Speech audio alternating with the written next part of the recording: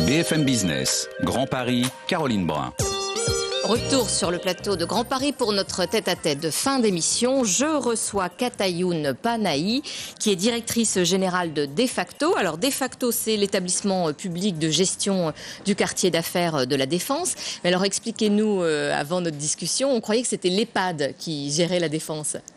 Alors, ce n'est pas complètement faux. Jusqu'en 2007, effectivement, c'était l'EHPAD qui gérait et qui aménageait le quartier d'affaires de la Défense. En 2007 est intervenue une évolution de la gouvernance à travers une loi en février 2007 qui a créé l'établissement public de gestion de la Défense, devenu depuis Defacto, qui s'est vu confier par le législateur à la fois la mission de gestion, d'animation de l'ensemble du quartier, puisque Defacto est également propriétaire de l'ensemble des espaces publics et des ouvrages de ce quartier, mais aussi la mission de promotion du quartier d'affaires au plan national, mais aussi au plan international. D'accord. Alors, on a découvert avec étonnement que venait de se créer à la Défense un réseau social qui s'appelle Là pour toi, qui marche avec une application iPhone ou sur Internet. Et c'est une sorte de jeu. Alors, expliquez-nous d'abord le pourquoi des choses et puis concrètement, comment ça fonctionne. Alors, le pourquoi des choses, l'un des objectifs de l'établissement, comme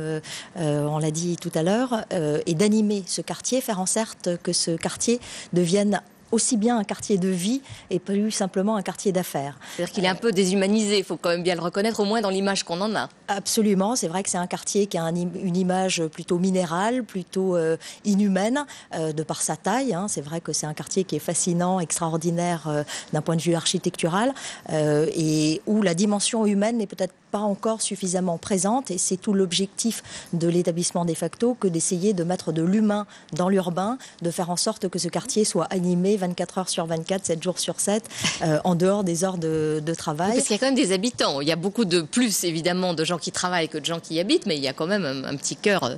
Absolument. Il y a 20 000 habitants pour à peu près 160 000 salariés. Donc, il y a effectivement des habitants. Il y a des vignes aussi. Il y a aussi des vignes. Il y a beaucoup de particularités. On connaît la vigne de Montmartre, mais moi, je ne connaissais pas la vigne de la Défense. On va voir l'image, d'ailleurs. Énormément de particularités, effectivement, à la Défense, et pas mal d'endroits assez insoupçonnés. Il y a aussi un musée à ciel ouvert d'une 60aine d'œuvres d'art qui reste encore assez méconnu et que l'on s'attache à faire découvrir à nos visiteurs, et qu'on va certainement d'ailleurs mieux mettre en valeur à travers une scénographie, une signalétique et la mise en lumière.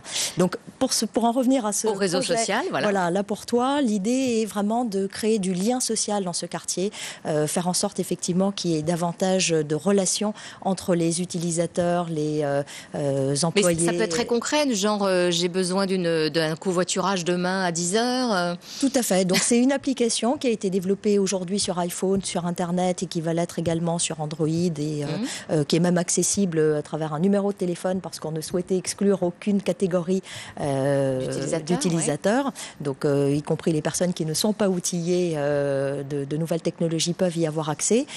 C'est à travers un mode un peu ludique, on va dire, puisqu'il s'agit de jeux où on peut gagner des points, et plus on participe, et plus on peut gagner de points.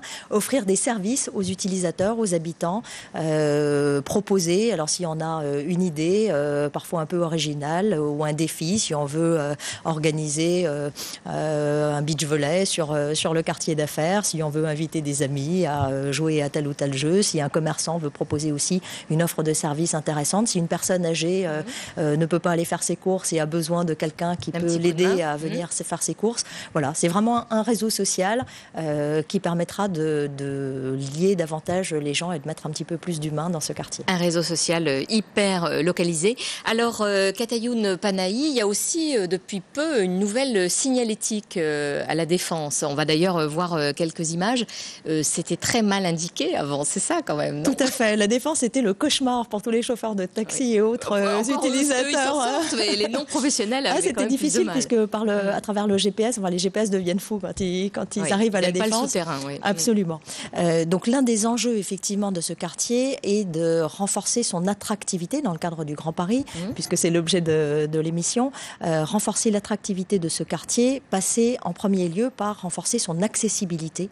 Et effectivement, l'une des premières actions que Defacto s'est attaché à mettre en œuvre était d'améliorer améliorer la signalétique, parce que la signalétique du quartier d'affaires était un peu particulière et expérimentale, et finalement ne donnait pas véritablement satisfaction. Et là, c'est mieux, vous êtes sûr ? On espère que ce sera mieux, c'est en cours de déploiement et on va tester ça dans les semaines qui viennent. On a un projet qui vise à revenir à un schéma urbain plus traditionnel, donc qui se déploie à travers une signalétique piétonne avec 4 couleurs, 4 grands secteurs qui sont définis par les 2 stations de métro, Esplanade à l'est, Arche à l'ouest, avec une division nord et sud. D'accord, on va se repérer. On va se repérer à travers 4 grandes couleurs et on revient avec des noms de quartiers, avec une correspondance entre les noms de quartiers qui seront sur la Défense et les noms des parkings qui seront sous la Défense. Donc on saura quand on veut se rendre dans un quartier qu'il faut aller se garer au parking des Reflets pour se rendre dans le quartier de Reflets. Bon, ça déjà on aura bien avancé si vous arrivez à ça. Alors l'urbanisme à la Défense, c'est un beau sujet. Vous voulez lancer une biennale du mobilier urbain. Alors expliquez-nous un peu. Tout à fait. On veut faire en sorte que la Défense soit un site exemplaire en matière d'espace public. La Défense a été toujours d'une longueur d'avance. On le voit encore aujourd'hui à travers sa qualité architecturale, environnementale. On voit des photos qui sont évidemment très intéressantes. Voilà, on souhaite effectivement pouvoir renouer avec l'utopie des premiers bâtisseurs de la Défense. Et on est parti du constat que ces espaces publics étaient malheureusement pas encore à la hauteur de ce qu'on peut attendre du premier quartier d'affaires européen. Et à partir de là, on a développé cette idée de créer du mobilier urbain qui soit vraiment innovant. C'est un concours, c'est un appel à... C'est un appel à projet, effectivement, selon 5 usages que l'on a définis en fonction des spécificités du quartier d'affaires. Donc un usage jeté-trié, qui correspond davantage aux poubelles, on va dire. Un usage s'abriter, attendre, puisqu'on a constaté qu'à la Défense, nombreux sont les visiteurs qui arrivent à un rendez-vous avec quelques minutes d'avance et qui sont amenés à attendre et qui aimeraient bien pouvoir se connecter, qui aimeraient bien pouvoir donc la vie quotidienne, lieu pour pouvoir travailler. Voilà, du mobilier urbain pour la vie quotidienne. Ce sera quand alors le grand moment, je dirais, parce que là c'est l'appel d'offres. Mais... Là c'est l'appel à projet, absolument. Les candidats ont jusqu'à la fin du mois pour pouvoir soumissionner. Le jury se réunira. Sera opérationnel quand est-ce qu'on les verra? Le jury sélectionnera 2 projets par usage au mois de mars et à partir de cet automne, les mobiliers expérimentaux seront testés en grandeur réelle sur la dalle de la Défense par les utilisateurs. Merci beaucoup Katayane Panahi. Je rappelle que vous êtes directrice générale de De Facto. Nous nous retrouvons demain à la même heure pour parler des cantonales à J-30.